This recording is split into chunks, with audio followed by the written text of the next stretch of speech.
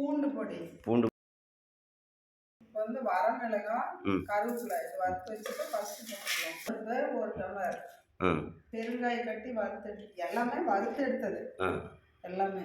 அப்புறம் கடலை பருப்பு, அப்புறம் கொத்தமல்லி, ஜீரகம், அப்புறம் மிளகு கொட்டை, கல் உப்பு வறுத்தது, இந்தாண்ட தேங்காய் வறுத்து வச்சு. தேங்காய் துருவி தான் வறுக்கணும்.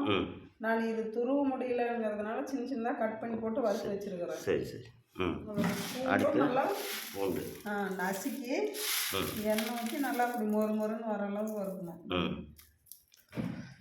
இப்போ வந்து ஃபஸ்ட்டு இதில் போட்டு மிக்சியில் போட்டுக்கலாம். இப்போ ஃபஸ்ட்டு மிக்சியில் சேர்த்து அரைக்க வேண்டியது வறுத்து வச்ச பருப்புங்களை ஃபஸ்ட்டு போட்டுக்கிட்டு வரமிளகாய் கருவேப்பிலை போட்டு ஃபஸ்ட்டு கொஞ்சம் கொரகொரப்பாக அரைச்சி எடுத்துக்கிட்டு அது கூடவே வறுத்து வச்சு தேங்காயை சேர்த்து அது கூடவே கொஞ்சம் கொரகொரப்பாக அரைச்சி வச்சுக்கிட்டு அப்புறம் லாஸ்ட்டாக தாங்க பூண்டு போட்டு கொரகொரப்பாக அரைச்சி எடுத்தால் பூண்டு பொடி சூப்பரான டேஸ்டான பூண்டு பொடி ரெடிங்க.